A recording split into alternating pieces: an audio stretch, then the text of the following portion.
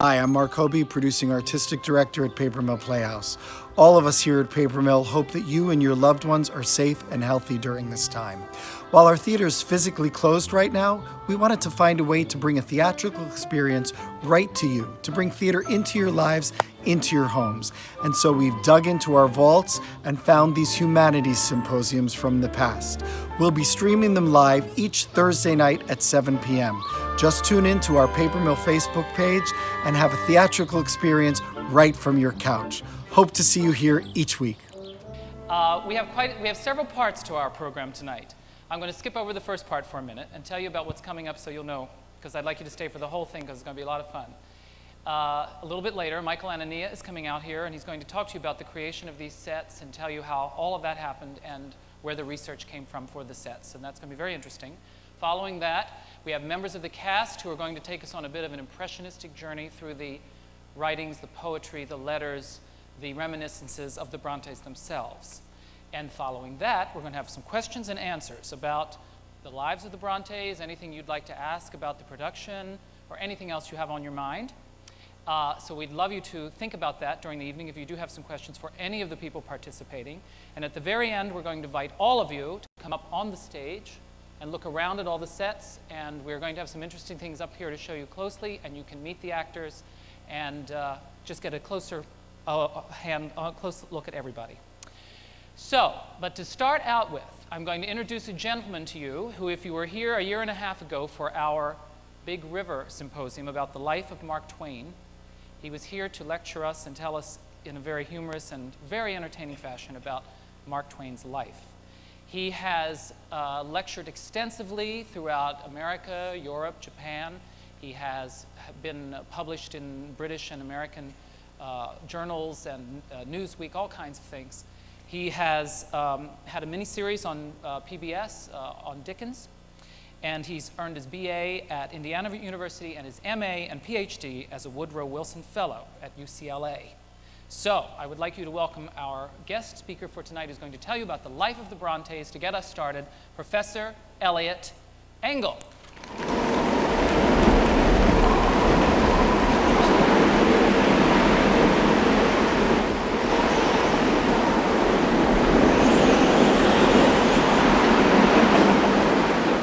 Good night. I am delighted and relieved to get out here.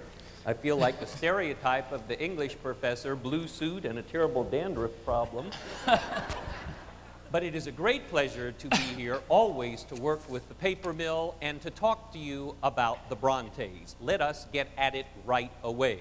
Let me begin by telling you that the author of Wuthering Heights, Emily Bronte, and her sister Charlotte, the author of Jane Eyre, there is no record in the history of writing in any country from the beginning of time of two sisters who produced such classic works.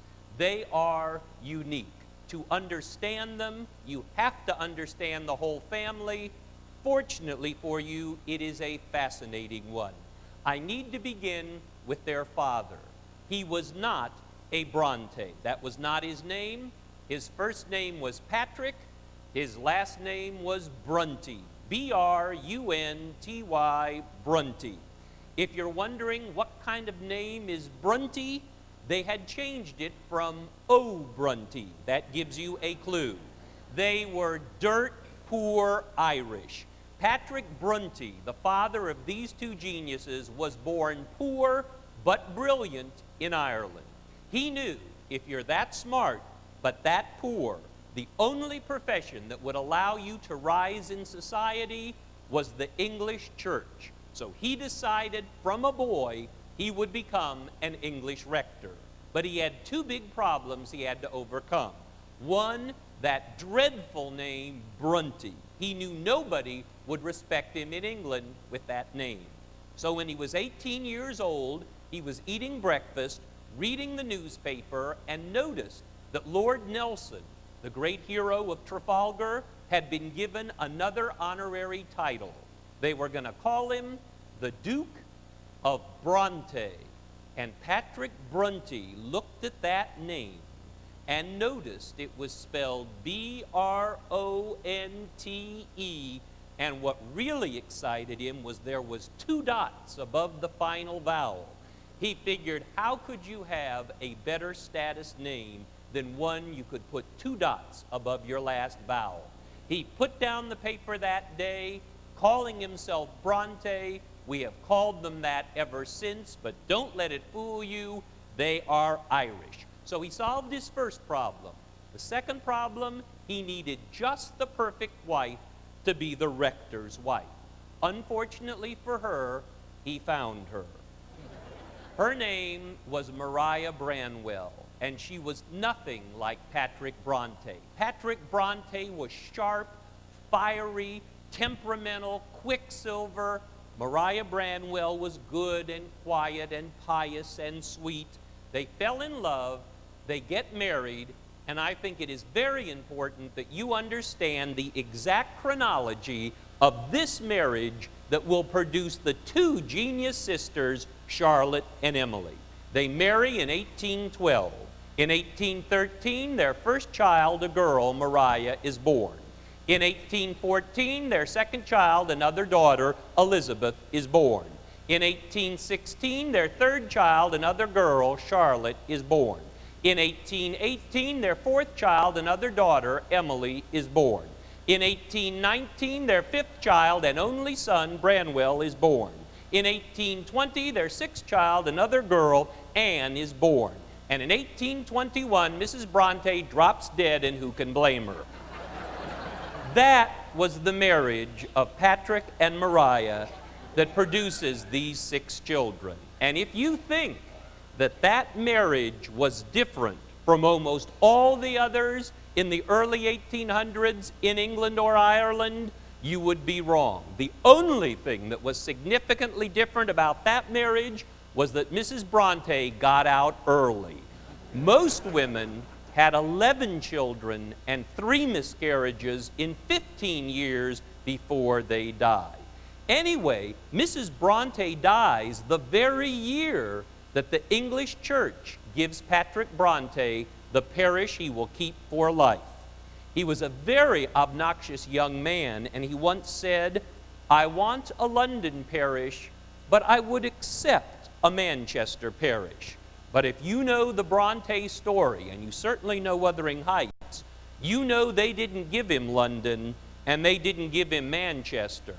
They gave him the most God-forsaken, out-of-the-way, in the middle of no-place place you could get. The name of the parish he kept for life was Haworth. It looks like Hayworth. It is pronounced Haworth. Where is it? It is still in the middle of nowhere. It's in Yorkshire, no big towns near, and back then it really was God-forsaken. No trees, all moors. It was dreadful.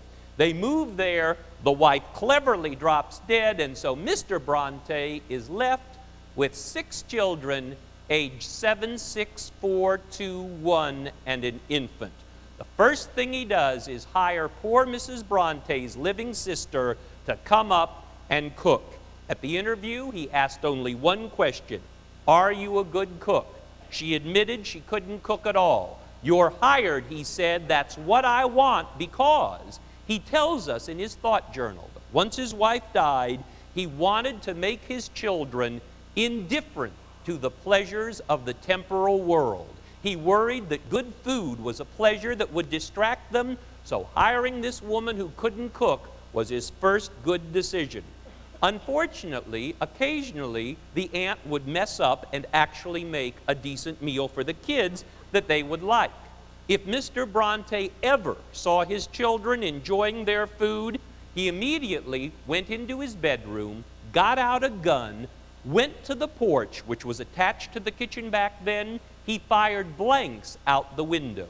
He did it because if he caught his kids enjoying food, he knew by firing those blanks so close to the kitchen with such an enormous retort, the children would get so scared they would automatically throw up their dinners and not enjoy it anymore. This is the delightful father of the Brontes. He had many negatives, but he had one great positive: a wonderful library where Emily, Charlotte, and the other 2 spent most of their time. Now you noticed I said the other 2. That makes 4. But I told you there were 6.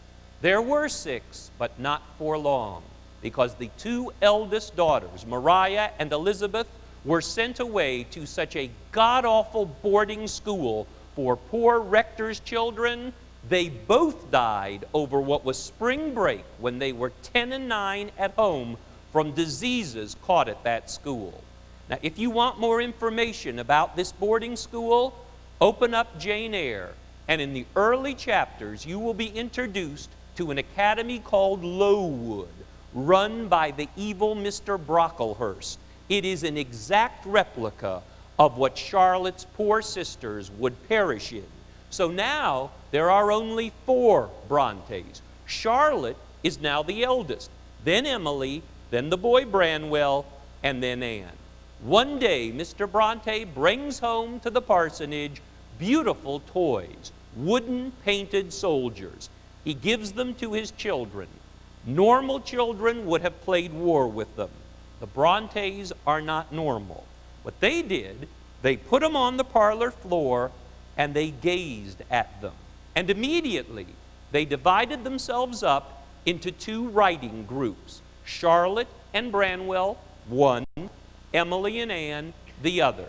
And then, believe it or not, for the next 11 years, they would look at those soldiers.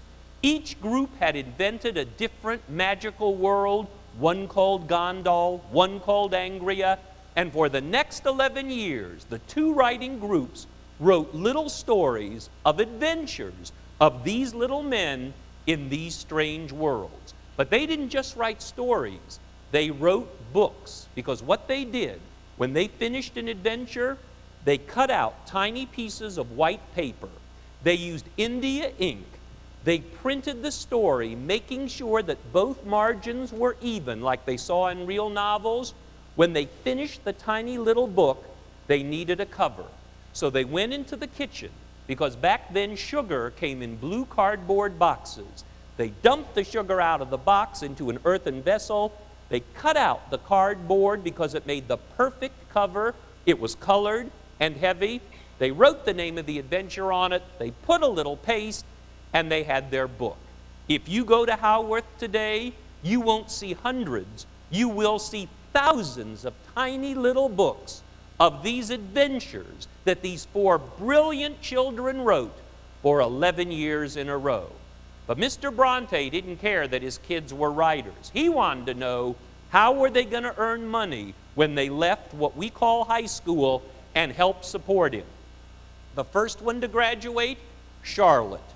If you're that bright, and Charlotte was brilliant, but that poor, and Charlotte was poor, she was a rector's daughter, the only job open for you, governess. Sounds good today, was not. Charlotte described being a governess as, quote, hell on earth. And here's why. It seems to us today that if you were a governess, you went to a wealthy home, you tutored adorable kids, you waited for the wife of the handsome man to drop dead so you could marry him and move in. That's not what happened. First of all, do you realize if you could afford a governess, and it was very expensive, you would have never hired one? Because if you had enough money to hire a governess in your house, you would have been sending your children to the best private school, boarding school you could afford. That's how you showed your status. So wealthy people would never hire a governess to have her come into the home. They sent the kids away to show what status they had. So why would you even need a governess? I'll tell you why. If your children were such intellectual or emotional messes that no school in its right mind for any amount of money would take them in, then you were in trouble. You waved the white flag, you brought in the governess. So first of all, governesses never had decent kids because the kids, if they were smart, would have been at school. But that wasn't the worst part. Charlotte and Emily tell us the worst part was that the family would have nothing to do with you. You know why? Because you were working for a living, and that was considered vulgar. The father didn't work. If you had enough money to have a governess back then, you know what you did. You had it all in land. You never dirtied your hands in soil or in trade. So the family had nothing to do with the governess because she was too low. But don't forget, there was a downstairs crew. Mrs. Bridges, Mr. Hudson, Ruby. Surely they liked the governess. They couldn't stand the governess. You know why? Because they noticed that that governess only had to tutor a couple of brats 4 hours a day, and she was paid twice as much as poor Ruby scrubbing the pots in the kitchen. So the downstairs crew, the servants, couldn't stand the governess because they thought she was too high. So the family hated her because she was too low. The downstairs crew hated her because she was too high. The governess was the most wretched job on earth unless you happened to be a beautiful governess. If that was the case, you could write your ticket. Because if you were that good looking, the family loved you. They regarded you what we would regard an adorable yellow lab or poodle, a wonderful pet to have around to make people feel happy. In fact, if you would go to an art museum and look at portraits that were done in the Victorian period of wealthy industrialist families, I found 5 of these that qualify. Inevitably, sooner or later, if you see enough portraits from the Bronte day, you will see a portrait of a very wealthy family that has an ugly father, a plain mother, 3 hideous children, but then you'll see a very attractive daughter off to the side. And you think, well, at least they had one decent-looking kid. They didn't. It's the governess. They would put a governess in a family portrait to perk it up because she was so attractive. So she came in very handy. And, of course, the downstairs crew loved a good-looking governess because she looked like Princess Diana, and she ate at their table. It was like a fairy godchild was with them. So if you were beautiful, you had no problem. Now, it is at this point I need to tell you in no uncertain terms that Charlotte Bronte was not beautiful. Charlotte Bronte was not even plain. We have a letter from a young man who met her one evening and later wrote his fiancée and said, "I met Miss Bronte tonight. I will tell you that she would have to be twice as good looking as she actually is to be considered homely," unquote. Charlotte Bronte was ugly, and I mean ugly. Charlotte Bronte was 4'10½". She had childish features that became dwarfish as she aged.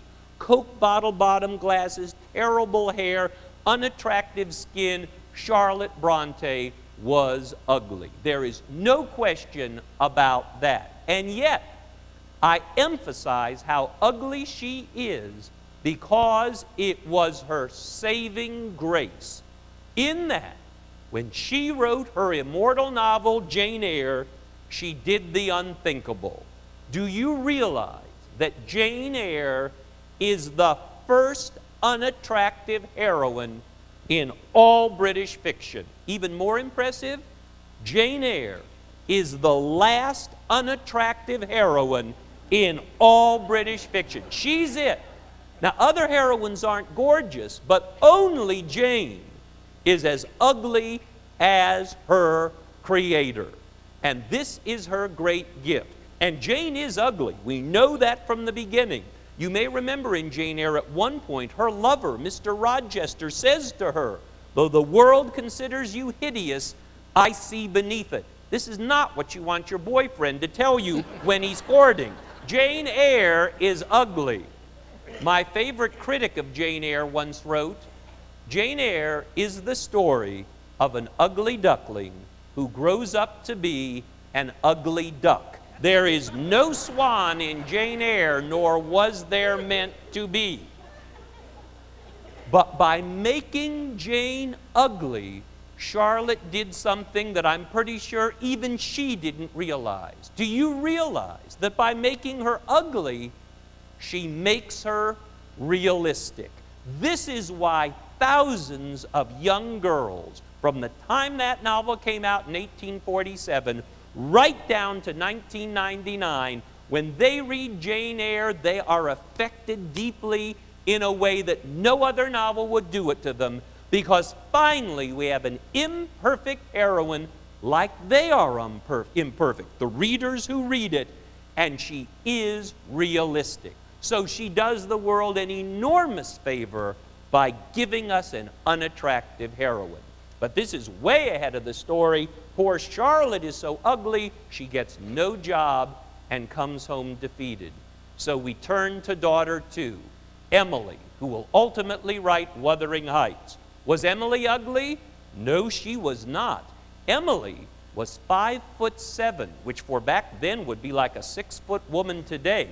Not only tall, but graceful, nice figure, good hair, good skin. Emily was very attractive. So how did she do as a governess? We'll never know. Emily was so weird they wouldn't let her out of the house as a teenager. Her problem was not looks, but personality. Now within the family, she was delightful, but so upset if she had to meet new people or leave Haworth. She was, as a child, what we would call autistic today with strangers. And Charlotte tells us what Emily was like as a teenager. Charlotte tells us for 5 hours a day, day in, day out, you could find Emily in her bedroom at the windowsill, and for hour upon hour, simply gazing outward. The odd thing, though, Charlotte tells us, is that the white window sash was pulled down. So she wasn't looking at the heather and the moors. She was looking at a window shade, hour after hour. Charlotte tells us that if you walked past her, you would see her lips moving, making words. We know now what she was doing. Emily Bronte's imagination was so keen and so sharp that she was at that white window sash, treating it as we would a motion picture screen today. She was projecting the stories of Gondal, the world she had created for the soldiers, onto that screen, watching her own imagination at work, making up the dialogue as she saw her characters in action, and then writing it down. That's how vivid and how strange she was. So she never made it to the governess market. So we turn to child 3, the boy, Branwell. What was he like? Good looking. What was he like? Brilliant. What was he like? Athletic. Also, Branwell could fence, sing, sew, paint. He did the portraits of his sisters. You may wonder, well, gosh, Charlotte doesn't look all that bad. I said he was a good painter, not a realistic one at all. He would have never shown us Charlotte for what we hear she was in the letters. In any case, Branwell was so good at so many things that his father begged him not to decide on his future occupation too early, because as the Reverend Bronte said to him, whatever fields you don't pick will be so devastated, you need to take your time. So we leave him and turn to the last Bronte, Anne. Anne was both good-looking and bright, and therefore a smash on the governess market. She gets a job with a family that had a bratty little girl that had gone through 8 governesses in 11 months. Impossible child. Anne comes into the family and within 5 weeks turns that child into an angel. She was a brilliant governess.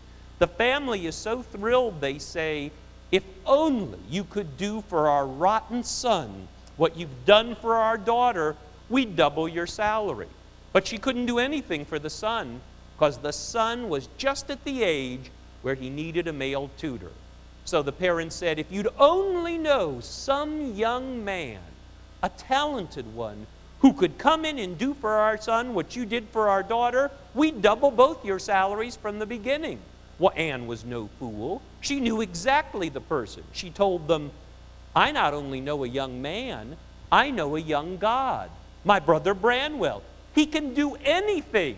And currently he's not doing anything. So they send for him. Branwell comes over. Unfortunately, Branwell must have misunderstood why he was being sent for. Because the very first thing Branwell did when he came into the family was not tutor the little boy. The very first thing he did was have a torrid, passionate, physical love affair with the mother of the family. Branwell was 19. The mother was 48. Her name was Mrs. Robinson. And her name was Mrs. Robinson. I am convinced the author of The Graduate put that in for the three of us in the world who could appreciate it. Anyway, Branwell has this passionate affair with Mrs. Robinson, and when the husband, the Reverend Robinson, found out what he was tutoring in, he of course kicked out Branwell and threw out Anne as well. So we come to the year 1846, not a stellar one at Haworth. Charlotte is too ugly to work. Emily is too weird to work. Anne had the perfect job, brought in Branwell. He ruined it for both of them. They're all home, nothing to do. Branwell goes off to think about his wonderful future, and it leaves the three girls who you would expect would be depressed. Two were, one was not. Charlotte was never depressed. Her spirit is unbelievable. She looked at her sisters and she said, I think last year was God's way of telling us that we should not be in education. Now, what an upbeat way to look at a disastrous year. She said, instead, I think God wants us to be novelists. Here's my plan. Every day we sit in the parlor. Each of us works on a different novel. Every night we read aloud our portion to the other two sisters. They critique it. And so when each of us finishes the novel, we have 3 completed critiqued novels. We send them out and become famous. A great idea. And they get at it. But Charlotte is such a spitfire, she finishes her first novel before Emily and Anne made a good start on theirs. And they figure, why wait for all 3? Why not have Charlotte send hers out, get it placed, and make it easier for the other 2? Now, the first novel was not Jane Eyre. That'll be her second. Her first novel was called The Professor. She sends it out, it comes back rejected. She sends it out again, comes back rejected. She sends it out 6 times. 6 times, it immediately comes back rejected. I have read The Professor twice. It is not a bad novel, but we think that we know now why it was always rejected so quickly. Charlotte was a genius, but very provincial. No idea about the business world. Believe it or not, when she would get the novel back with the rejection slip, she was in such a hurry to get it out to the next editor, she never removed a rejection slip before she sent it out again. So, of course, by the time the 6th editor got it, he had to wade through 5 rejection slips, which in real estate is called bad curb appeal. He had to go through all these rejections just to read it. And amazingly, the 6th publisher, though rejecting it, writes a personal note to Charlotte on it, which says, we have no need for this manuscript, but if you ever write another novel, please send it to us first. Well, this is hardly praise, but poor ugly Charlotte, who had never been reinforced by anybody, this is what she needed to fire her imagination immortally. That night, she dreams of Jane Eyre, and the next day she's ready to write. But Mr. Bronte has to go the next day to Manchester to have surgery for cataracts. And Charlotte has to go with him to nurse his wounds afterwards. Now, above all, I don't want you to think about what cataract surgery was like in 1847. Anesthesia was invented a year later in 1848. It was a terrible operation. She could do nothing while she was in the hospital except his pain was so severe after the operation that at 6 p.m. a nurse gave him enough morphine to knock him out for 12 hours. That's when Charlotte turned her chair away from the hospital bed to a tiny little window. She propped her notebook up against the sill, and she writes the first chapters of Jane Eyre. She finishes it when she gets home, and Emily and Anne are finally finishing their first novel, and Charlotte has her second one done. And she's got the letter from editor number 6. So they send it out to that 6th editor, hoping he'll like it, and this is what happened. We know that he received it at 8:30 on a Monday morning. The editor's first appointment for the week was 9 a.m. He had 33 minutes. He starts to read the manuscript, and at 8:50, goes into the antechamber of his secretary's office and says, "Cancel all my appointments today. I am reading a novel so spectacular, it will make our fiction side of the publishing house famous for great fiction forever." And he was exactly right. From the day it was published right down till today, Jane Eyre has always been a bestseller. Today it's a classic bestseller. It has never left the top 10 of the Penguin Classics. It was a spectacular success. He writes Charlotte Bronte and says, "Yes, we want to publish Jane Eyre. I only have one question. What man's name would you like to use as author?" And poor Charlotte, naive Charlotte, doesn't know what he means. And he tells her, there had never been a best-selling novel by a woman with her name. This will be the first eventually. So he said, change it to a man's. George Eliot was Mary Ann Evans, etc., etc. And Charlotte Bronte said, "I shall not change my name to a man's in order to be published." And the publisher said, "There is no use pursuing it. We will not bring it out with your name." And you know what Charlotte said? She said, "I didn't say I wouldn't change my name. I said I wouldn't change it to a man's. Make my last name Bell, but make my first name Currer, C-U-R-R-E-R, Currer." Why Currer, he said? The obvious answer Charlotte gave him. Because Currer is not a woman's name, but it's not a man's name either. It is androgynous. The genius of Charlotte Bronte to keep her integrity and not become a man like Mary Ann Evans and George Sand did, but to be bright enough to change it to an androgynous name. When Emily's Wuthering Heights came out, it was Wuthering Heights by Ellis Bell, androgynous. When Anne published her novel, Acton Bell, androgynous. Well, Jane Eyre by Currer Bell comes out, makes a fortune, huge readership. You would think they would be dancing in the streets at Haworth. They didn't even notice.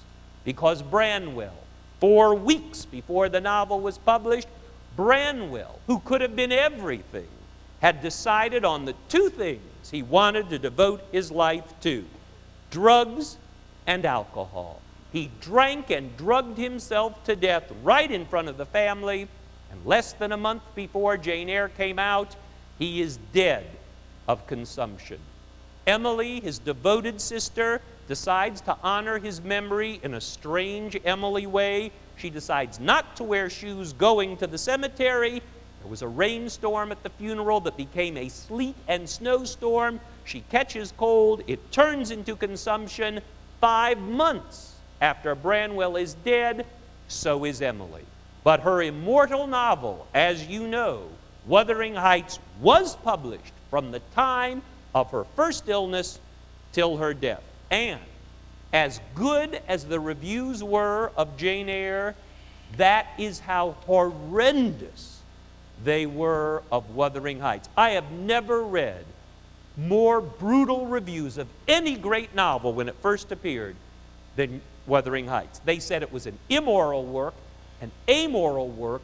They despised Heathcliff. They didn't like the passion between Cathy and Heathcliff. They couldn't understand why Heathcliff would kill an entire generation and start to go through the second to get to his spiritual lover. It was dreadful. Emily reads every rotten review on her deathbed with a little smile on her face, indicating she knew public opinion would eventually turn. Not till 1910 was it regarded as the classic we know it for today. Guess what? 2 weeks after Emily is dead, Anne has consumption, and she lasts a month less than Emily. Finally, at the end, the doctor says, get her to the seacoast or she will perish. It is July. Mr. Bronte can't leave the parish. Charlotte bundles up Anne, takes her to the seaside resort of Scarborough. It's mid-July. All the rooming houses are full with drunken revelers on summer vacation. They finally find one canceled room. They move her in. 1 hour after they move in the room, she breathes her last with Charlotte holding her head. She expires with everybody drunk around her in a city where Charlotte knew nobody. Charlotte, because there was no refrigeration, could not take her sister home. She had to bury her there, where she remains today at the seacoast, and come home alone. In 11 months of the publication of Jane Eyre and Wuthering Heights, they are all dead but Charlotte. It is now just Charlotte and Mr. Bronte. And if you think that that tragedy brought them together, think again. We have the appalling case of Charlotte telling us that they never even talked during the day, she and her father, they're both so depressed. But one night after dinner, Mr. Bronte did break the silence. He looked at his last daughter, Charlotte, shook his head at her and said out loud, "And you were the runt of the litter and weren't supposed to live past the age of 2. That, I think, is an excellent background to the incredibly tragic but incredibly Gothic life of the Brontes. I guarantee what is now coming for you will fill in the rest of it. It is a wonderful exploration of the other aspects of this wonderful novel that they have so brilliantly turned into this great stage production. I will be back at the end for questions and answers, and anything I did not cover, I would love to cover them. As always, you've been sensational. Thank you very much. That's great. Is that enough? Thank you. Just wait a second before you go. Thank you. Isn't he great? Isn't that wonderful? Thank you. Thank you. It's rough up here. As he said, he'll be back. We're going to go on, but I want to explain something for a moment while he's here with me. Let's look at this portrait for a second. Because this is actually the portrait that Branwell painted of his sisters. And as you can see, this is Charlotte, who he made awfully tall. She must have been standing right next to him because she would have been really about this tall. Emily and Anne. And this is Branwell. It's ironic that he actually painted the whole portrait and then painted himself out. And decided to simply put a pillar instead. Actually, that pillar looks a little more like Charlotte than Charlotte does in this particular picture. Emily, you can tell, is the middle, and Anne is down there. And they did not look like this. Emily is not a bad replication. This is Emily also over here. Right. So you can see the resemblance. The very sad thing about Branwell was his greatest talent was portrait painting. He was very good. He, of course, flattered his subjects, and he could have made a living. The minute he finished art school, daguerreotype was introduced, and everybody decided, why have your portrait done when you can have what we would call an early photograph? The timing couldn't have been worse. People rushed to daguerreotype and early photography, and people like Branwell were out of a job, and that's when the drinking and the drugging began. Okay? One other thing, I think it's just interesting because we are going to focus now on Emily for the rest of the evening, except to just finish Charlotte's story, because we won't come back to her. But being the ugly duckling that she was the only daughter that married. She actually married a man named Arthur Bell Nichols. And she not only married him, found out on the honeymoon, because she never really got to know him before, that he was the perfect man for her.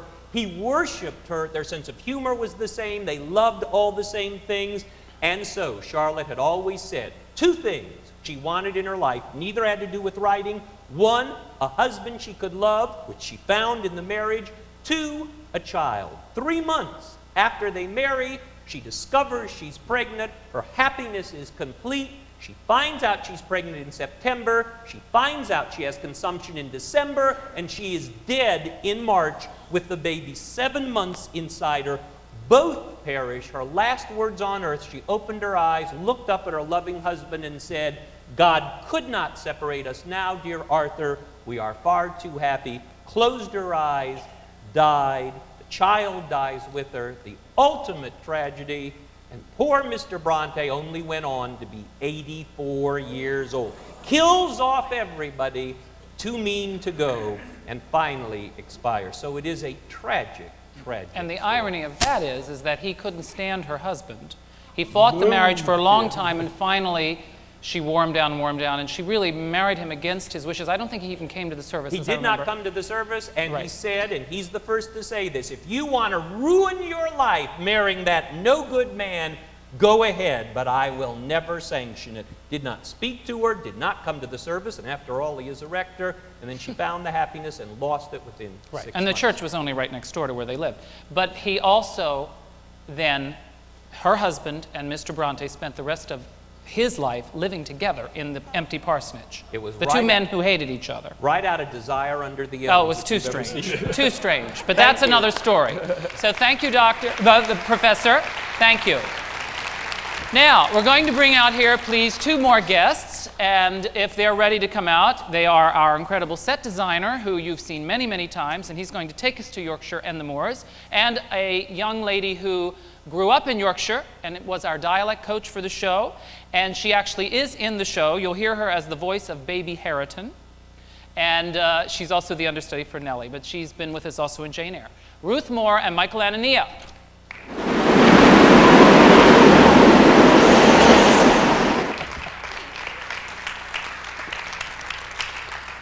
Ruth, give us a little Baby Hareton just so we can... And in Yorkshire, heavy. Ruth grew up very close to Haworth. Is that right? Yes, I come from about 10 miles away. And we'd like to tell you a little bit about Haworth so that you can picture it, because it's really quite important to their lives to understand where they lived. It's a very small town, and I was just there in the fall visiting it, and it's a beautiful trip. If any of you ever get to go, you should go there. I don't know that you want to live there, but you should go there. And it's very much like it was in the days of the Brontes. It's a very, very, very small, windy street that leads up a very steep hill. And at the top of the hill is the Black Bull Tavern, where Branwell would drink. And right across from that was the apothecary shop where he would buy his opium. And then right next to that is the church of Is it Barnabas? something, one of those St. people. Barnabas. And that was where Reverend Bronte preached. And behind that is the beginning of a graveyard which surrounds the entire parsonage house. Every window that you look out, you can see the gravestones that the children lived in. That's at the very top of the hill. And beyond that are the moors, which we'll talk about at length. Are there some other details about Haworth that you remember? Yes, it's very, very cold. If you do visit England, go a little further north, because Yorkshire is in the north of England, and visitors don't tend to get past London or Bath in the southwest. It's the largest county. It's spectacularly beautiful. It really is. It's so beautiful. And very scenic, but take a warm coat. It's Yeah. very windy. This is no joke. This is no joke. What was that? You know, wind howling and snow pouring in. It's very cold and windy, and I went back in December and I was horrified because I forget. And Yeah. New York's cold, but that's really biting. Because the moors are really like a vast ocean. It's like a big rolling ocean. When you look out over them, there are hardly any trees. And there's just the rolling, rolling hills of heather that extend off way, way as far as the eye can see. And the wind just comes sweeping across them. And it's quite majestic and magnificent, really. And we'll tell you more about them actually through the words of the Brontes themselves. But very, very striking. Tell us a little bit about the Yorkshire accent. What separates that from what we know as either English or American? Well, Yorkshire people are very, very down to earth, and they're very proud of it. And I think because they're used to facing the elements, there's a stubborn quality to the character. They're known to be people who don't give themselves airs, who are down to earth, salt of the earth. And it has a much blunter sound than standard English, which is more refined. And it's just part of the character, really. I mean, if you were having breakfast, a standard English person would say, "Pass me the butter," and a Yorkshire person would say, "Pass the butter." It's heavy and stubborn and blunt. You can hear it in the show. Yeah. Joseph, of course, is a major example for those of you who have seen the show. He's practically indiscernible. He's indiscernible when you read the book. You can't understand what he's saying in the book. But he is the true, thick, dark Yes. Yorkshire accent. I think it's Emily Bronte's joke, Joseph. I think she's laughing. Is that me? No, that's Emily. I think she's really laughing at the extremes of the accent. Well, now let's talk for a moment about our locations, and Michael's going to help us out. The main location of the story is Wuthering Heights, which is a farmhouse that sits way up on the top, isolated, way out on the moors. It's based on a location called Top Withens, which is about 2 miles from the Halworth Parsonage. And you must remember that the minute you go out the back of the Halworth Parsonage, you are on the moors. There's no more civilization. The moors go on forever, just today as they did then. There's nothing. And you walk and walk and walk and walk and walk for miles, and then you come to this little ruined farmhouse way up on this hill, which was the model for Wuthering Heights, the location. The house itself is described more elaborately in the book than that house ever was. And Michael has recreated the idea of the Wuthering Heights for us here. Michael, do you want to give us some of the clues and details that you pulled from the novel to manufacture this home? Well, I think when you start to read the novel, it's a little confusing as to how the house is set up. And it becomes more difficult on stage to portray because you really have 2 rooms that they're essentially talking about all the time. Sort of an entryway, I think it's sort of a dining area, and a kitchen. And we decided to just do the kitchen and an entryway with a large staircase going up to the 2nd story to help the action and make it a little more easy to go from scene to scene. It's very hard to do 2 locations simultaneously, the way this novel was written and the way Robert has written the script. Yeah, because it really completely goes back and forth between this home and Thrushcross Grange, which we're going to show you in a moment. And if you think it's difficult to say Thrushcross Grange fast, try it right now, because these actors have had a really hard time saying that, and it's really tough. So, but Emily had to name it that. But there's some interesting details. The walls are very thick because they were probably against the wind, so we made these walls very thick as well, if you can see here. You can see the reveals on the windows are over a foot thick, and all the stonework. The stone would have been brought right from, the location itself. It's actually, because it's very, very, very stony and rocky up there. I mean, this house, as Emily wrote about it, is probably a bit grander than the house it was based on. I'm sure that. Oh yeah, it's much grander than Top Withens, but it is a rather grand house. As you can see, if you see the sign there, it was supposedly built in 1500 as a kind of manor up out in the middle of nowhere. But it was an estate house at that time. I think the estate probably dwindled by the time we get to it in the story. There are a few little interesting features because of what the story requires. We have a little window here which has to get broken in during one of the fight scenes. And I think, Donnie, if you're there, can you give us a demonstration? We took a while to work that out. Yeah. In fact, David Ledingham, who plays Heathcliff, he'll be out here later and you can ask him some questions about it. Originally, Michael, you want to tell the size of the panes? Well, the panes were a bit smaller, and they were sugar glass. And when Heathcliff, in one rehearsal, or was it a performance, put his hand through, he cut his hand on the frame. So we had to make that window over again and make those panes larger. And we went to a parchment paper, which we dyed down, so it was easier to break through, and there wasn't as much glass on the floor. So he's holding the glass in his hand, and he releases it as his hand comes through to make it look like the glass is shattered. And you can see the little props here that we have, the actual utensils that would be used and tools up in that area, and the tallow candles. And over on this side, the kitchen, of course, is the main heartthrob of the whole novel. Everything takes place in the kitchen. The kitchen had to appear to be as much a working kitchen as possible, and this was the research for how they had a working stove in the actual fireplace. Want to come over and explain some of this, Michael? We have one little scene a scene change that has to happen in a blackout, and that happens by, Donnie, are you ready? Donnie? Get out of the way here. Hello, Donnie? Well, he'll be here in a minute. Oh, here he comes. Baby Harriton he's making his arrival. Here comes Baby Harriton. There he comes. He's here. Here he is. Just before Robert went into rehearsal, he said to me, I don't have any way to get the cradle on stage, something he'd forgotten about because there was a blackout at that moment. And it was too large to have anyone carry through one of the doors. So I said, well, why don't we create this little area where we can put some wood and a place for some utensils and then hide this under there and have it work from the other side of the set. Yeah, so he loves it. He likes riding in and out. He goes through a lot of, throwing around, as you saw in the show, and everybody has to try to make him look as much like a real baby as possible. We had thought of maybe trying to use a real baby, but I thought that might be a little too dangerous.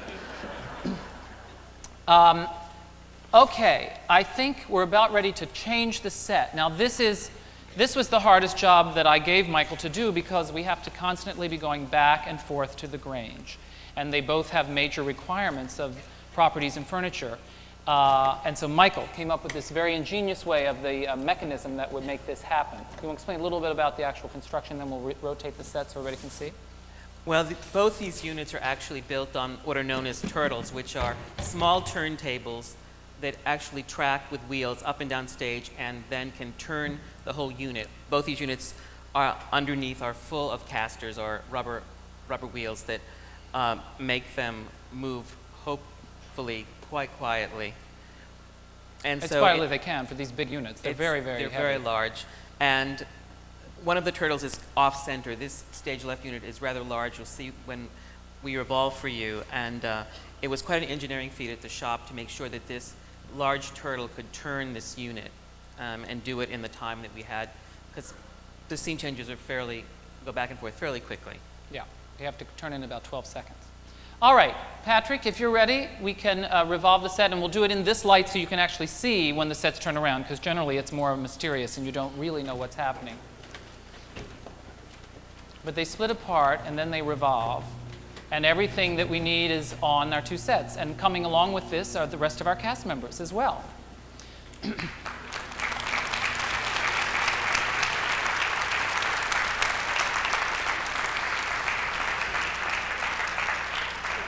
Wasn't that easy? Now let me introduce our cast members, and then we'll talk a little bit about the Grange with Michael before we let him get away for the moment. We have Mark Dold over here, who plays Edgar Linton. Libby Christophersen, who plays both Catherine Earnshaw and her daughter, Catherine Linton. And if you'll notice, above them are their two portraits, which Michael created. Michael, you want to explain how we made these portraits happen? See how nice their likenesses are? One day at rehearsal, we put them in costume and took some photographs, and then I scanned those pictures into the computer and changed them. This head was on a different body when we started. Yeah, and it's on an even more different one now. And on computer, drew the backgrounds that reflect the Grange into the portraits, and then we did some touch-up from there with some real paint around the figures. So it was really basically all computer generated.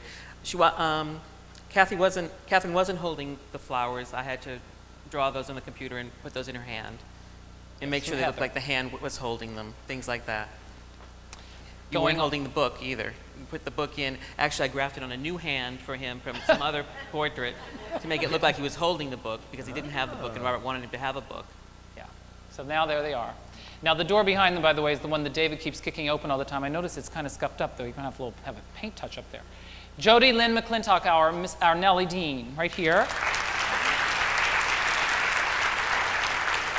Ruth, you've met, and Elizabeth Roby, who was Isabella, and our Jane Eyre from 2 years ago. And the mean man himself, David Ledingham, Heathcliff. Now, just a moment on the Grange. The Grange is based on a house called Pondon House, which is also about 2 miles from the Haworth estate. And it's a lovely little estate that's by a pond and a brook and a park. It's very charming in real life. It's a little more elaborate and a little more elegantly described in the book, but it's the same relationship, like 2 miles away. The houses are all 2 miles from each other, and you cross the moors to get to them. In the book, we had a student matinee today, and one of the little kids at the matinee pointed out to us that in the book, the Grange is red, all red, and red carpeting and gold and white. And we chose not to go with red. Do you want to explain why, Michael? Well, I think we wanted to keep the tones as realistic as we could, and to go more with the emotional tones. I think we did red and gold and the cream. It actually might look too much like a musical comedy. Yeah, or a bordello. Or a bordello. And red is very hard to act in front. As you can imagine, you don't know what to put the actors in. Acting in front of red is very difficult. So, and also green, bright green, is really awful to act in front of. So if any of you are in the mood for picking out colors for sets, don't pick either one of those. So actually, we had to change the color, but we did stay with the white and gold, and the rest of the details are based on pretty much what the book tells us about the house. All right, anything else, Michael, before we go on? No, it's pretty much an Adam interior from that style. In reality, it probably would have been a little bit earlier, but this was popular at the time that this is taking place. So Michael's going to be back later for some questions. He's also going to be up on stage at the end, and he has some beautiful renderings that have been framed and are quite lovely, which are going to be available to people that might be interested in them, of the set designs. We also have some beautiful renderings here that Greg Barnes has made available to us, so you might want to come up and take a look at them.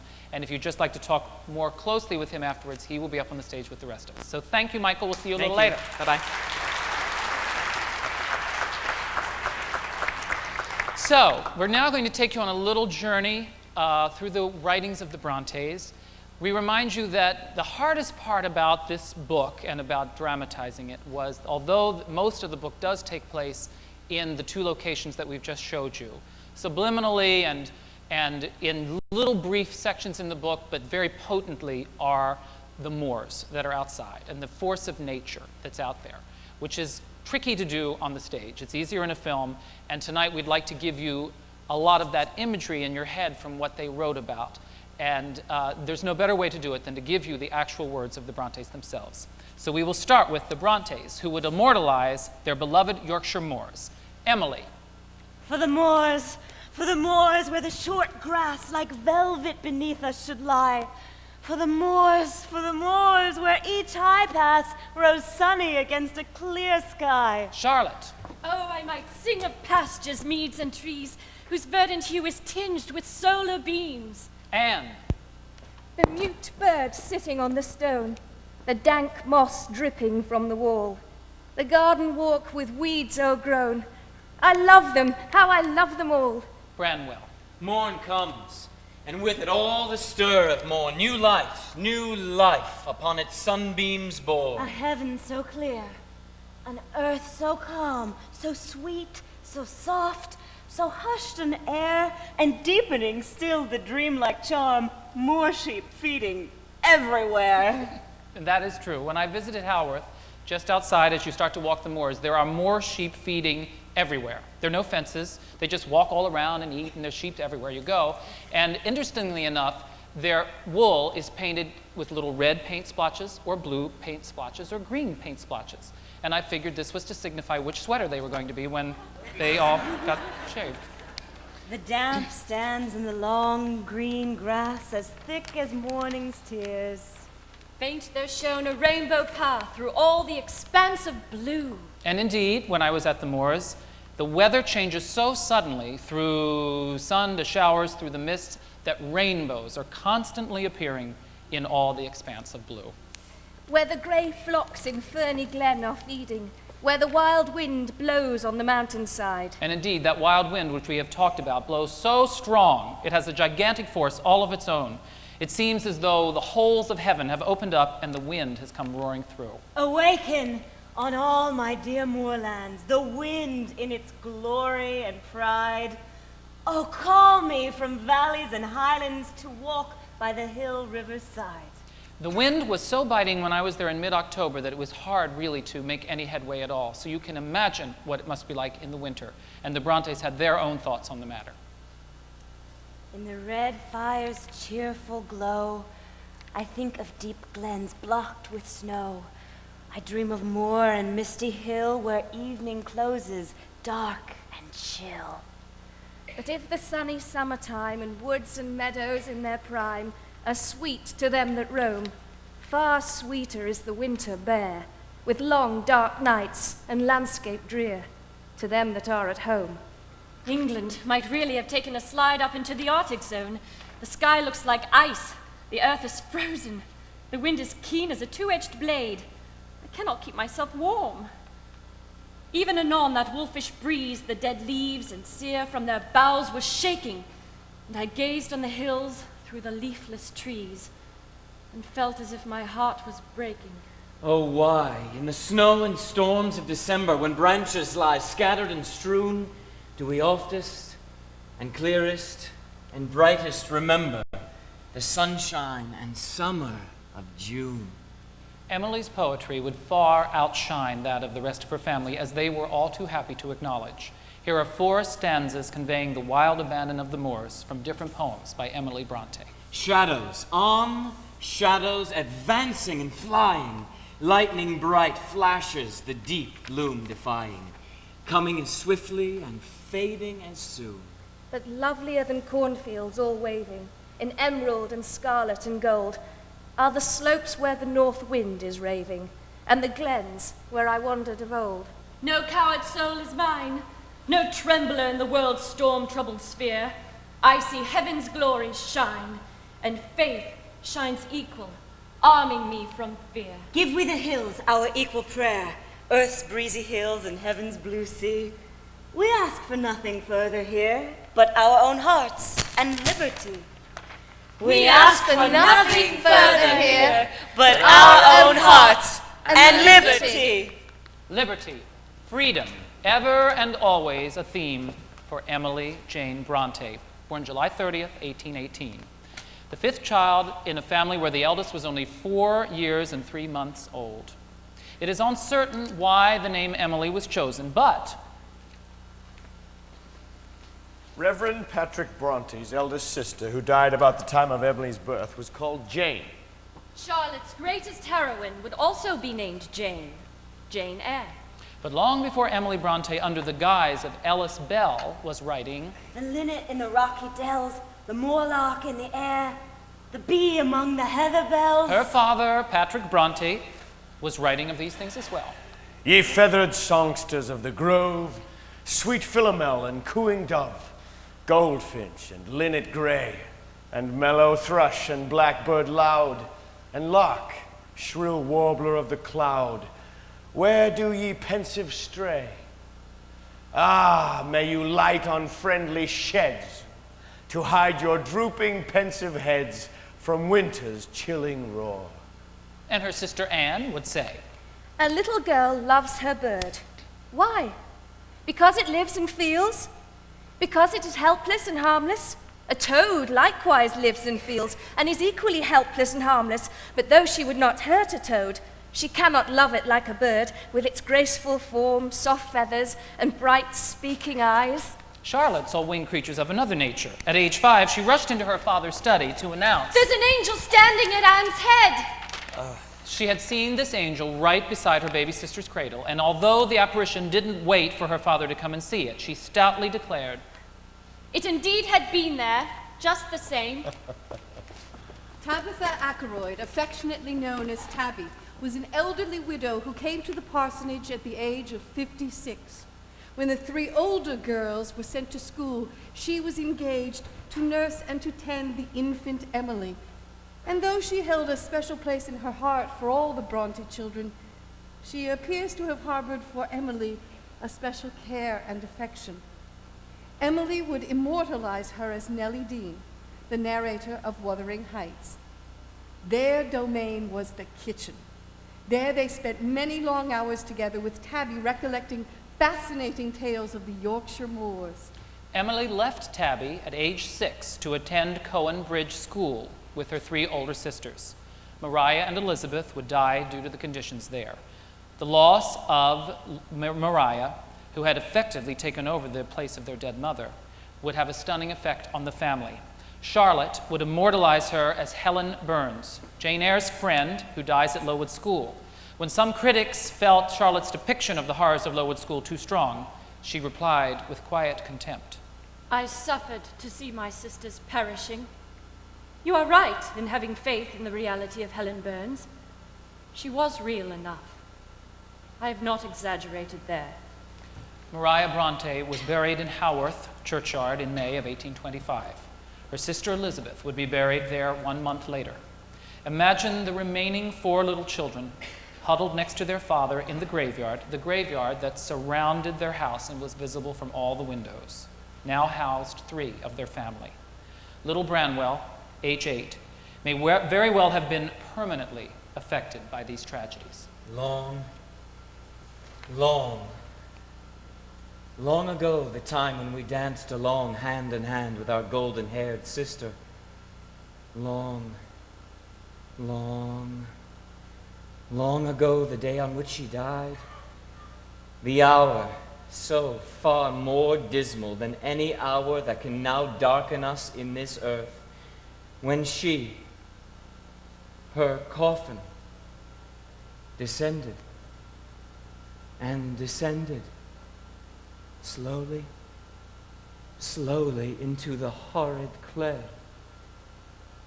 and we were born death-like and wishing to die out of the horrid churchyard.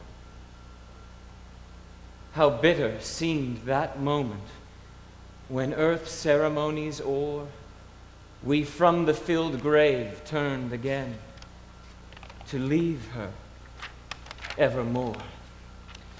Branwell would repeatedly have nightmares of Maria banging at his window, begging to be let in. This horrific nightmare would be remembered by Emily 20 years later when Mr. Lockwood dreams of the dead Catherine in the beginning of Wuthering Heights. Let me in! Let me in! It is 20 years! 20 years! I've been away from the moors for 20 years! After her early tragic experience at school, Emily would ever after suffer acutely when sent away from home. Her further years of schooling were failures, and her one attempt to teach also proved unsuccessful. She found her solace in the domesticity of Haworth Parsonage, and her chief delight was to roam on the moors, followed by her dogs, especially her large mastiff, Keeper, to whom she would whistle in masculine fashion. An interesting note about the gravestones. They were so close together that there was hardly a strip of grass between them. In fact, the graveyard was so full that at Patrick Bronte's death it was condemned and no more people were buried there. Due to its location at the top of Haworth Hill, it had a serious effect on the water supply, which may be why Haworth had a 30% higher death rate due to such diseases as typhoid and consumption. during Mr. Bronte's lifetime, he had a serious conflict with the townswomen who liked to hang out their laundry in his graveyard. He managed to expel them and wrote a poem commemorating the event. The females all routed have fled with their clothes to stockyard and backyards where no one knows, and loudly have sworn by the suds which they swim in, they'll wring off his head for his warring with women. More fitting than the tomb where they are buried or the house where they lived, the moorland surrounding Haworth is the true shrine of the Bronte sisters. From a very early age, they were out in most weathers, and the days were sad when conditions were just too hostile to venture out on their beloved moors. Witness the famous opening lines of Jane Eyre. There was no possibility of taking a walk that day. The cold winter wind had brought with it clouds so somber and a rain so penetrating that further outdoor exercise was now out of the question. And the definition of the crucial word in the title of Emily's one novel. Wuthering, a significant provincial adjective, descriptive of the atmospheric tumult in stormy weather. In all the lonely landscape round, I see no sight and hear no sound, except the wind that far away comes sighing o'er the heathy sea. My sister Emily loved the moors. Flowers brighter than a rose bloomed in the blackest of the heath for her. Out of a sullen hollow and a livid hillside, her mind could make an Eden. Charlotte's dear friend Ellen Nussey would later write of the Brontes. The rugged bank and rippling brook were treasures of delight. Every moss, every flower, every tint and form were noted and enjoyed. Emily especially had a gleesome delight in these nooks of beauty. Her reserve for the time vanished. One long ramble made in these early days was far away over the moors to a spot familiar to Emily and Anne, which they called the Meeting of the Waters. It was a small oasis of emerald green turf, broken here and there by small, clear springs. A few large stones served as resting places. Seated here, we were hidden from the world. Emily, half reclining on a slab of stone, played like a young child with the tadpoles in the water, making them swim about, and then fell to moralizing on the strong and the weak, the brave and the cowardly, as she chased them with her hand. The pleasantest manner of spending a hot July day was lying from morn till evening on the bank of heath in the middle of the moors, with the bees humming dreamily about the bloom, and the larks singing high overhead, and the blue sky and bright sun shining steadily and cloudlessly, woods and sounding water, and the whole world awake and alive with joy. I visited this spot where the meetings of the water are. It's about 1.5 miles from the parsonage in a very, very remote area, just as remote as today as it was then. But it is a fairy oasis, a magic spot, with its burbling waterfalls, its moist ferns, heather, and baby's tears. Emily had by this time acquired a lithesome, graceful figure. She was the tallest person in the house except her father. Her hair, which was naturally as beautiful as Charlotte's, was in the same unbecoming tight curl and frizz, and there was the same want of complexion. She had very beautiful eyes, but she did not often look at you. She was too reserved. Their color might be said to be dark gray. At other times, dark blue. They varied so. One of her rare, expressive looks was something to remember through life. There was such a depth of soul and feeling, and yet such a shyness of revealing herself. Emily was the one child who would remain at home with Tabby and her father.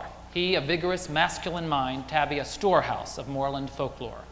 When Tabby fell and broke her leg, Mr. Bronte was going to have her moved into the town. The children went on a hunger strike. She was part of the family. She was allowed to convalesce in the parsonage with primary care by Emily.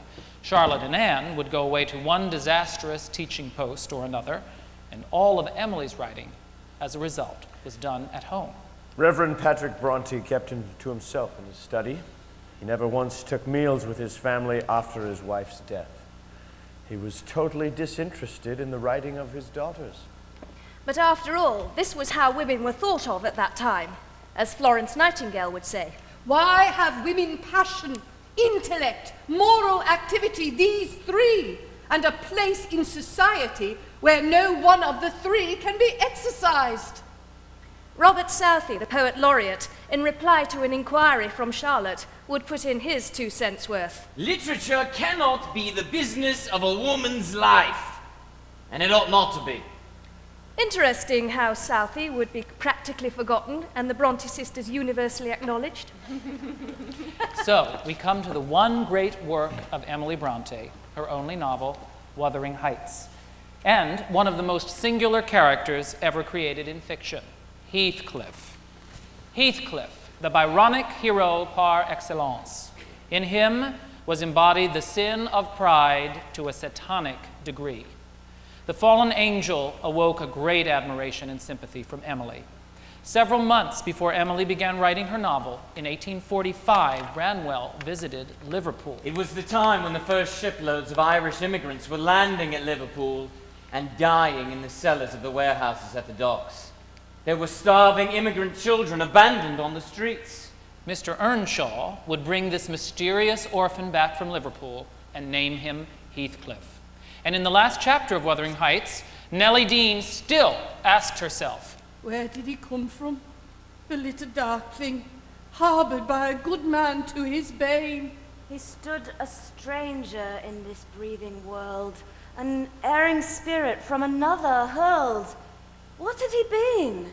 What was he, thus unknown, who walked their world, his lineage all unknown?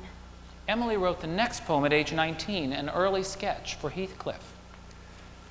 I am the only being whose doom no tongue would ask, no eye would mourn. I never caused a thought of gloom, a smile of joy since I was born. 'Twas grief enough to think mankind all hollow, servile, insincere, but worse to trust to my own mind and find the same corruption there. Is Mr. Heathcliff a man? If so, is he mad? And if not, is he a devil? I did not feel as if I were in the company of a creature of my own species. He is not a human being and has no claim on my charity. Once, a mad dog was running wild in the streets of Haworth. Emily Bronte was the only townsperson able to subdue it. Her compassion for wild things infuses her creation of the mistreated boy who would become the ferocious man. Emily saw the link between innocence and nature as a condition of childhood for most people, and she saw the loss of that link as the primal curse of man's maturity. Where did the plot of Heathcliff's Revenge come from? Very possibly from Emily's brief stay at the school at Law Hill, where she heard of that house's history. Watercliff Hall was barely a mile from Law Hill, owned by a Mr. Walker who had a wife and 4 children. His chief income came from wool that he manufactured for export. He bred his sons above his station, sending them off to school, as Mr. Earnshaw did Hindley. Mr. Walker adopted one of his sister's orphans, a certain Jack Sharp. He trained him in the wool trade in place of his own sons. Jack ended up dominating the whole family and his uncle's business. He was so overbearing that old Mr. Walker actually fled the town, leaving the business to Jack. However, when old Mr. Walker died, his son John came back to claim Watercliff Hall for him and his future wife to inhabit. Jack Sharp had no legal claim and had to vacate the hall, so he built an ostentatious home close by at Law Hill. He acted most inhospitably to the new Mrs. Walker. He tore up all the fixtures and heirlooms, stripping the house and outbuildings of everything he could possibly move. Only 2 of the rooms were fit for habitation, and there was a want of furniture and table settings. In addition, Jack set about to despoil a young cousin of Walker's named Sam Stead, just as Heathcliff would despoil young Hareton. Sam became a drunk and would set the Walker children against each other and teach them all sorts of foul language. Eventually, Jack Sharp would bankrupt and disappear, and his house at Law Hill become the very school Emily attended so briefly. A suitable inscription for that house might very well have been the one Emily would use for Wuthering Heights. This place hates, loves, punishes, observes, honors wickedness, peace, crimes, laws, virtuous persons. So what of the wounded lover Heathcliff? Emily would prefigure him in another one of her early poems. Light up thy halls, and think not of me. That face is absent now that thou hast hated to see. Bright be thine eyes, undimmed their dazzling shine, for never, never more shall they encounter mine. I do not need thy breath to cool my death-cold brow, but go to that far land where she is shining now. Tell her my latest wish, tell her my dreary doom. Say that my pangs are past, but hers are yet to come. For a century and a half, readers have mused that if Emily Bronte herself were Catherine, then who in her life would have been Heathcliff? This shy recluse never had a lover, and certainly no one else in her family did during her lifetime. Gloria Steinem offered her opinion. Some literary investigators theorize that Emily Bronte must have carried on an affair with one of her father's curates, though there was absolutely no evidence for it. Others assumed Heathcliff's excesses had been copied from Emily's tormented brother Branwell. Branwell, who was believed to be the one child who would achieve greatness and never achieved any, became addicted to gin and opium. Opium could be bought over the counter and left no trace on the breath. Easier to keep from his father, Reverend Bronte. In his early youth, he was witty and a stimulating companion, and many a time the landlord of the Black Bull would send for him to entertain visitors staying at the inn. In his later years, Emily used to collect him from there when his wits and legs became too fuddled to steer him safely home. Once, Branwell set his own bed on fire. Emily discovered it. She unceremoniously threw Branwell onto the floor, then ripped off all the curtains and bedding and beat the fire out with her bare hands. Her only comment when it was over was to say, "Don't tell Papa." The feminist Camille Paglia adds to the Branwell theory. Much commentary advances the traditional but preposterous thesis that Heathcliff is modeled on Branwell Bronte. This has been a mistaken idea from the start. Branwell was the complete antithesis of the active, vehement, imperious Heathcliff. Physically stunted, barely 5 feet tall, Branwell belonged to the category of dreamy, vacillating, degenerated manhood, more the simpering Lockwood than the rugged Heathcliff. Emily Bronte herself possessed all the masculinity necessary for the creation of the great hero. Her sister Charlotte called her sister Stronger than a man, simpler than a child. She had the secret power and fire that might have kindled the veins of a hero. The Haworth townsfolk said Emily was More like a boy than a girl. She looked loose and boyish when she slouched over the Whistling moors. to her dogs, taking long strides. Her family name was Major. Monsieur Heger, her Brussels professor, said. She should have been a man. Charlotte said of George Eliot's lover, Lewis's face almost moves me to tears. It is so wonderfully like Emily's. but George Henry Lewis was called The ugliest man in England. Long ago, Emily gave us a major clue when she said in the guise of Catherine Earnshaw, Nellie, I am Heathcliff. He's more myself than I am. Nellie, I am Heathcliff. Emily Bronte was both the capricious, suffering girl who would not escape the restrictions of a female life and the dark, adventurous, rebellious outsider. Like each of our true selves, her nature was both masculine and feminine. Being a recluse, unlike most of us, she missed the social training that convinces women we must not identify with men. I must point out that this fiery awakening of passion from within Emily Bronte started after her 3 months studying at the girls' school at Laws Hill. There could have been no opportunity at so sequestered a Victorian institution to fall in love with anyone except a girl. Many of Bronte's lyrics focus on night visits of angelic spirits with long silken hair, a delicate lesbian eroticism, inflamed but celibate. Visionary nuns have lived in this exalted position for 1,000 years.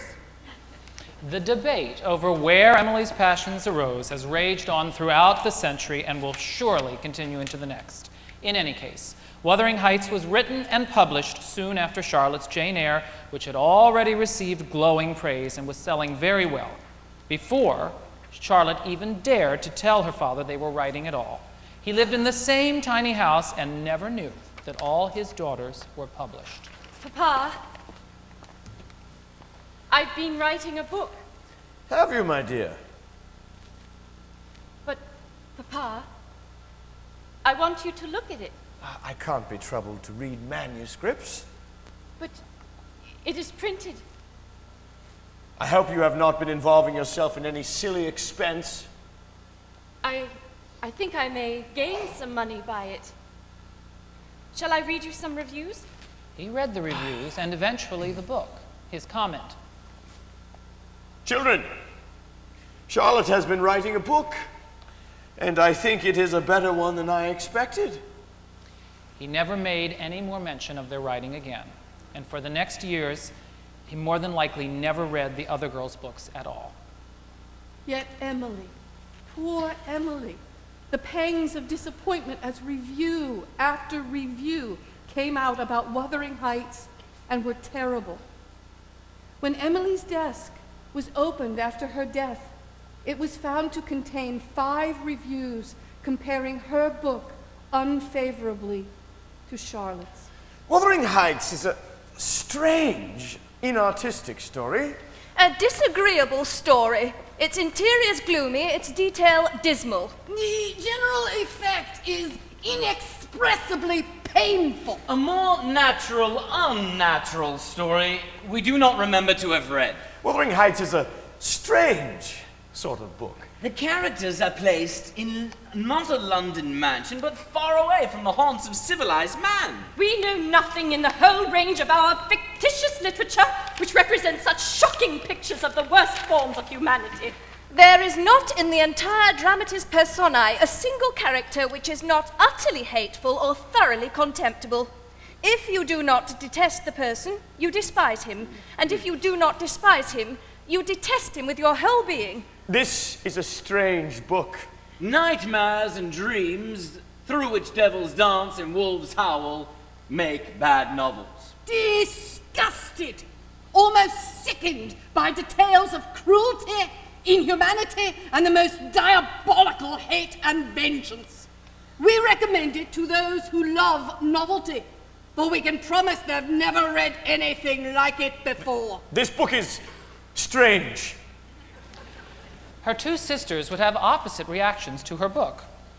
Informing the extraordinary beings in Wuthering Heights, Emily did not know what she had done. Anne felt Emily did know what she had done and disapproved. Spirit of pride, thy wings are strong, thine eyes like lightning shine, ecstatic joys to thee belong, and powers almost divine. But 'tis a false, destructive blaze within those eyes I see. Turn hence their fascinating gaze, I will not follow thee. Cling to the earth, poor groveling worm. 'Tis not for thee to soar against the fury of the storm, amid the thunder's roar. Spirit of pride, it needs not this to make me shun thy wiles, renounce thy triumph and thy bliss, thy honours and thy smiles. Bright as thou art, and bold and strong, that fierce glance wins not me, and I abhor thy scoffing tongue. I will not walk with thee. After Emily's death, the reviews changed and the novel grew in power and distinction. It would be acclaimed for its modernity and originality and take precedence over Charlotte's Jane Eyre in the 20th century. As recently as the 1980s in England, it was still selling in the top 10 books of the year. The masterpiece of a poet. There are few things in modern prose to surpass these pages for native power. We cannot praise too warmly the brave simplicity, the exquisite but unconscious art with which the chiaroscuro of the whole is managed. Whoever has watched a trowel in the hands of a skillful mason has seen an example of a very high excellence of authorship. The mortar is laid, but the trowel is already withdrawn. All art that is not instinctive is dangerous. All art that is the application of principles, however astutely those principles be applied, smacks not of the artist, but of the artisan. It has been said of Shakespeare that he drew cases which the physician might study. Emily Bronte has done no less. How tragic that Emily Bronte would never know the extent to which her one novel would fire the imagination of the entire world. Perhaps it was her sense of somehow stealing her brother's masculinity. And embezzlement of funds from one account to another in the same genetic bank. That began her decline after her brother's death. Branwell could do everything but keep his footing, and doubtless in his inner world of thought it was easier for him to fly than walk, and to walk than stand. There seemed to be no gravitating principle in him. Farewell, then, all that love. Farewell, then, all that sympathy. Sleep on. Heaven laughs above. Earth never misses thee. Emily caught cold at Branwell's funeral, and during her last months, like Heathcliff and Catherine, refused to eat. She has refused medicine, rejected medical advice. No reasoning, no entreaty has availed her to induce her to see a physician. I believe that if you were to see her, your impression would be that there is no hope. Emily would have been a classic anorexic in today's world. But perhaps it was her compassion for wild things that ultimately broke her heart. Her tragic brother's inability to find happiness in life, his inhuman suffering, may have sapped her spiritually. If she wrote anything during the last months of her lifetime, it was destroyed. It seems her muse deserted her, and therefore, if she could not escape into the world of her imagination, she truly had no reason to live. And I am rough and rude, yet not more rough to see than is the hidden ghost which is at home at me. Perhaps she longed for reunion in death with her Branwell, as Heathcliff believed he would be reunited with Catherine. I have a single wish, and my whole being yearns to attain it. I am convinced it will be reached, and soon, because it has devoured my existence, and I am swallowed up in the anticipation of its fulfillment. To be in the glorious world, to be always there, not seeing it dimly through the walls of an aching heart, and yearning for it through tears, but really in it. Dear Ellen, I should have written to you before, if I had had one word of hope to say, but I had not. She grows daily weaker. Moments as dark as these, I have never known. Emily grew weaker and weaker, having refused everything. Perhaps to appease her sisters just a few moments before her death, her last words were, If you will send for a doctor, I will see him now. He arrived too late. Tabby's nephew, William Wood, the village carpenter, was sent to make the coffin. In all my experience, I never made so narrow a shell for an adult. It was 5 feet 7 inches long and 16 inches wide. Reverend Bronte led the procession behind the coffin. He walked with Emily's dog, Keeper, by his side. Keeper entered the family's pew and remained with them throughout the service. Tabby, now 78, recalled the words of Nellie Dean as she looked on the dead Catherine. I am seldom otherwise than happy while watching in the chamber of death. I see a repose that neither earth nor hell can break, and I feel an assurance of the endless and shadowless hereafter, where life is boundless in its duration, and love in its sympathy, and joy in its fullness. Emily suffers no more pain or weakness in this world. Her fever is quieted, her restlessness soothed, her deep, hollow cough is hushed forever. I'll walk where my own nature would be leading. It vexes me to choose another guide, where the grey flocks in ferny glens are feeding, where the wild wind blows from the mountainside. Her sister Anne died a few months later. She had every form of medical aid, but ironically died the same wasting death as did Emily, who refused all medical treatment. A year ago, had a prophet warned me I should stand in June 1849, how stripped and bereaved.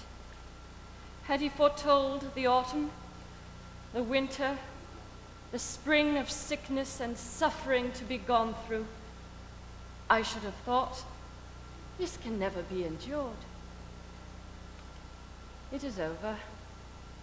Branwell, Emily, Anne are gone like dreams, gone as Maria and Elizabeth 20 years ago.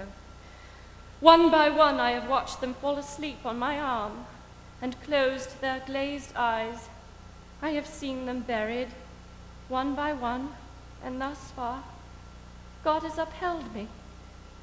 From my heart, I thank him. To see the world in a grain of sand, and a heaven in a flower, hold infinity in the palm of your hand, and eternity in an hour. Once, when the sisters were walking on the moors together with their friend Ellen Nussey, a sudden change of light came into the sky. Look! The 4 girls looked up and saw 3 suns clearly overhead. They stood a little while gazing at the beautiful parhelion. Charlotte, her friend Ellen, and Anne clustered together, and Emily a little higher, standing on a heathery knoll. That is you! You are the 3 suns! A wondrous omen for all of you! Hush, Ellen, hush. But as Ellen lowered her eyes to earth again, she looked for a moment at Emily. She was standing on her knoll, quiet, satisfied, and round her lips there hovered a very soft and happy smile. Riches I hold in light esteem, and love I laugh to scorn, and lust of fame was but a dream that vanished with the morn. And if I pray, the only prayer that moves my lips from me is, leave the heart that now I bear, and give me liberty. Liberty was the breath of Emily's nostrils. Without it, she perished. Leave the heart that now I bear, and give me liberty. Leave the heart that now I bear, and give me liberty. And those are some of the words of the Brontes.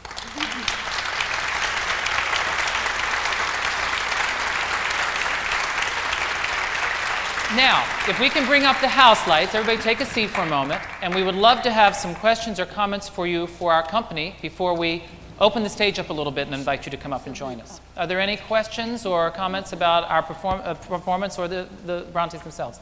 Here comes a microphone from Elliot. Speak into that so everybody can hear your question. I wanted to know from whom the young ladies received their brilliance. The Brontes themselves? Yes, The girls? the Brontes, the girls. I Was it the maternal side, or didn't sound like the paternal? I think it was their own, I think it was something that was within them. I think they were touched by God's good graces, just like William Shakespeare was, or Mozart. I think that they had this gift that was given to them, and they shared it with the world. That's my feeling. We can all have our own, but I don't think they didn't get any encouragement in their own lives from anybody. It was only from themselves. Down here. Let's just, Elliot, can we just get the mic here? Or do we have one there? Oh, here, let's get this and then we'll get you right down here. Yes. In your scenery, where are the rocks?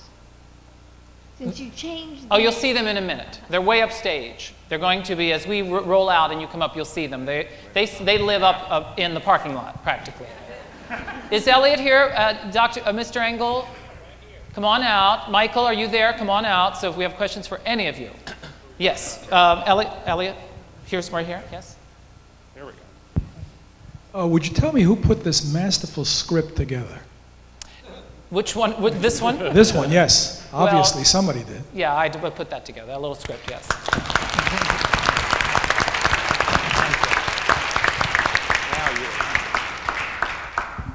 Robert, I may be mistaken, but I believe in some of your writing you had indicated that the movie took the story to a certain point. Mm-hmm. Can you clarify that as to where you picked it up and took it to the rest? Yeah. How many of you have actually read the book, by the way? Okay. Well, if you remember, about chapter 19 is where Kathy dies, and the original Olivier Merle-Oberon film ends just shortly after that. There's one last scene with tying up Isabella, but they don't do the whole second half of the novel, which is 36 chapters, which is the second generation, which I believe is the story Emily was really trying to tell. The whole arc of this generational conflict, which is finally resolved. I don't think it really was a story that was just about being a love story. I think it was much more a larger story than that. It was a great story of revenge and the passions that can happen when people make bad choices in their life, which these two certainly did. So it actually is the whole second half of the book. Some of the later movies have tried to go there, but they tend to give more emphasis to the first half and then quickly get through the second half so that they can get to the ending. But I think the second half is quite interesting. Other comments? Was there? I thought there was. Did I see a hand over here? Do you have any questions for our wonderful Professor Engel here? Here's a question right down here.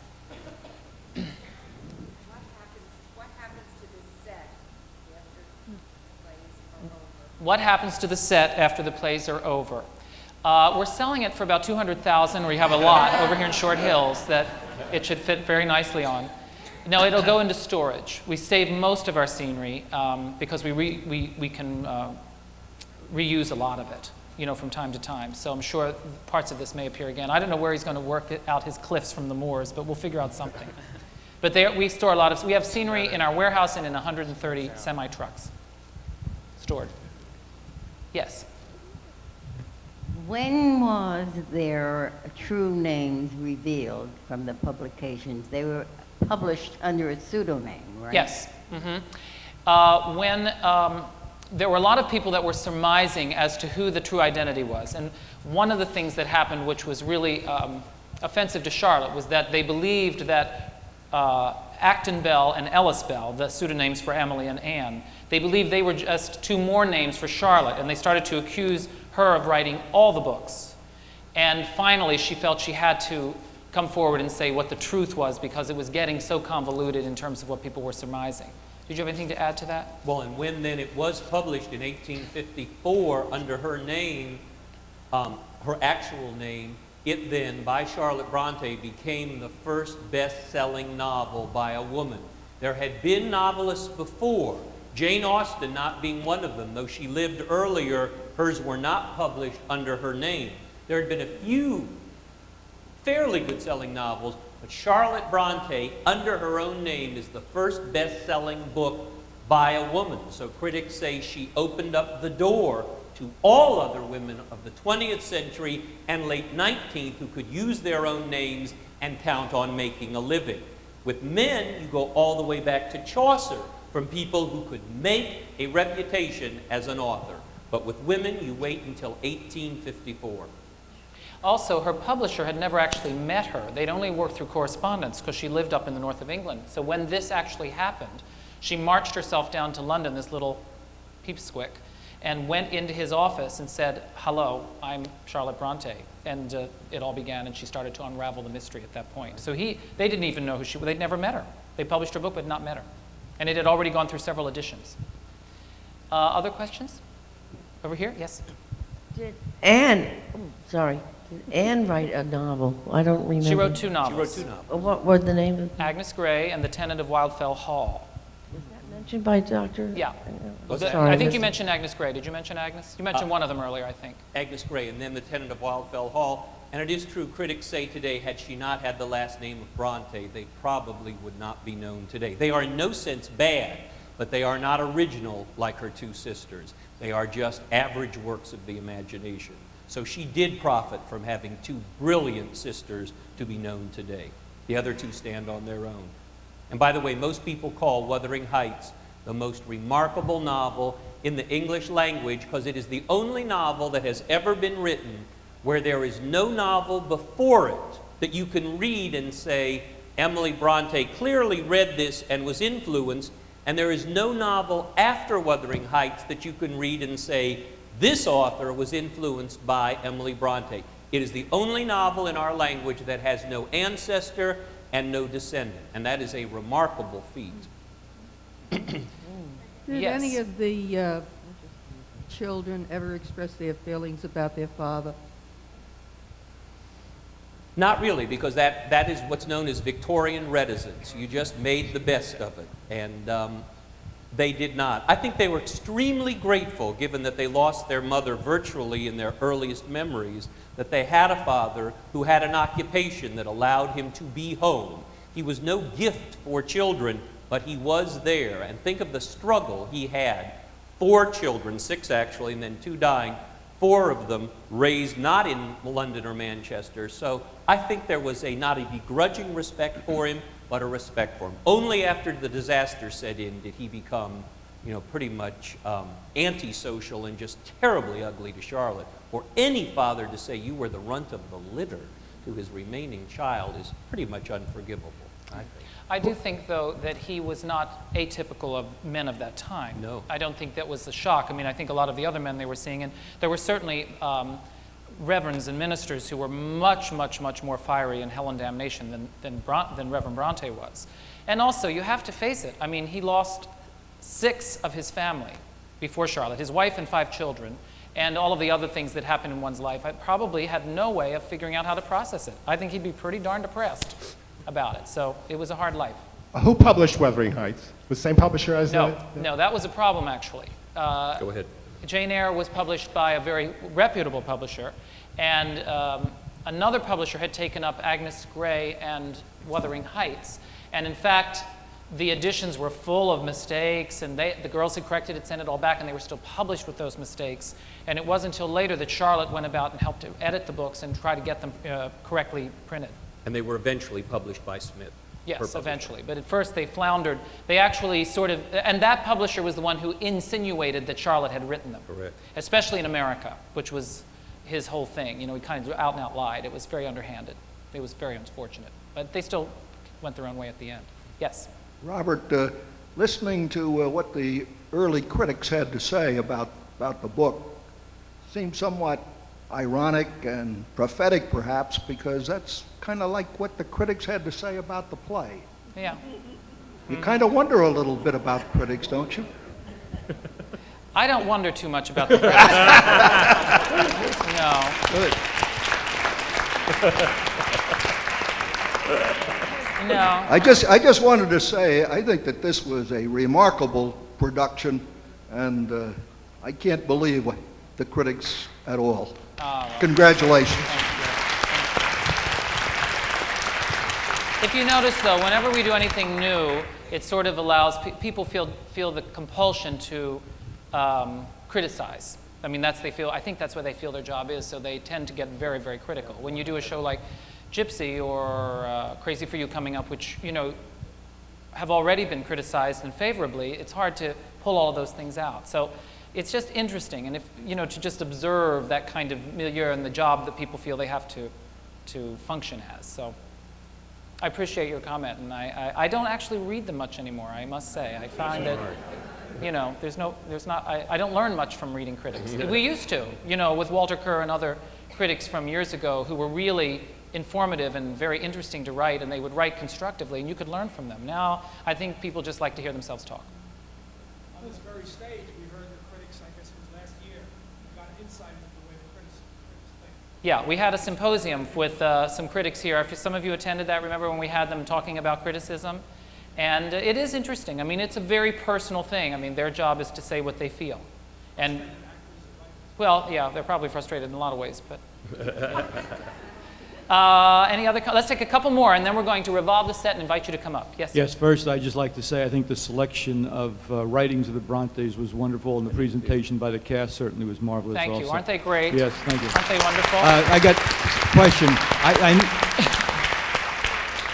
I recall reading someplace that Charlotte Bronte, Emily, in addition to writing this wonderful, marvelous novel, is considered by many to be perhaps the most remarkable female poet of the entire 19th century, at least the English poet.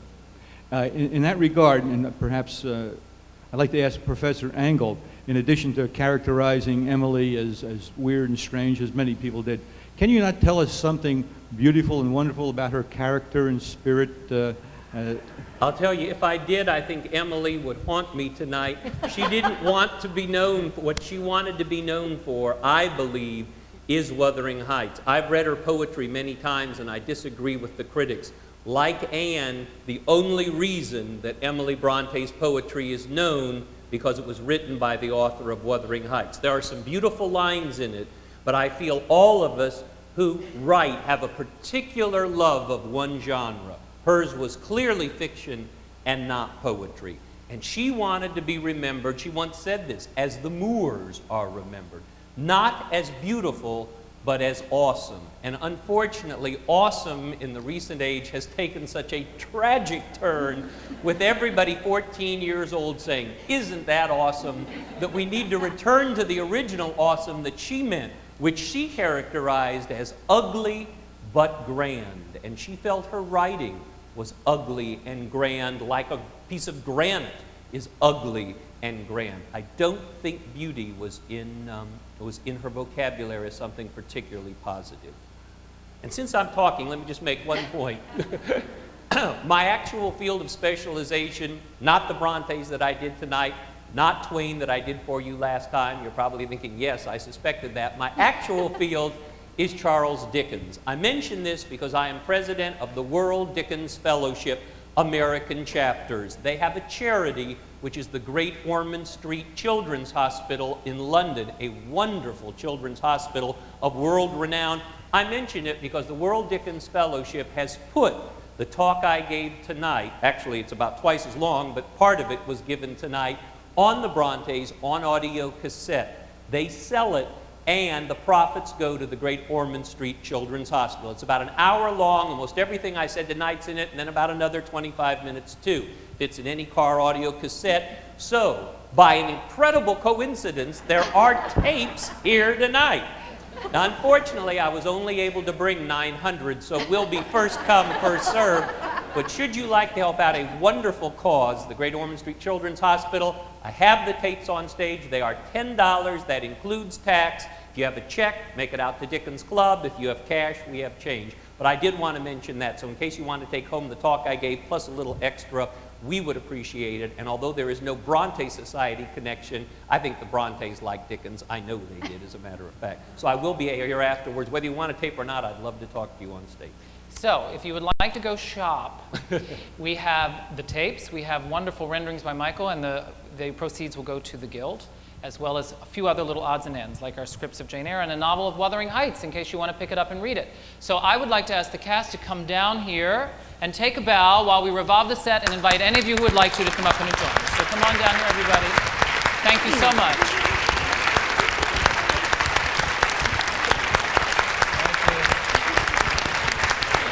So just stay here. We'll revolve this set. Wait a second. Okay, we're going to revolve the set around, and if you'd like to come up, there's stairs right over here, and someone will be there to kind of assist you, and you can come up and take a little walk around and see the crag and see the sets and meet people and see the little wonderful things we have up here for you. Thank you. This is,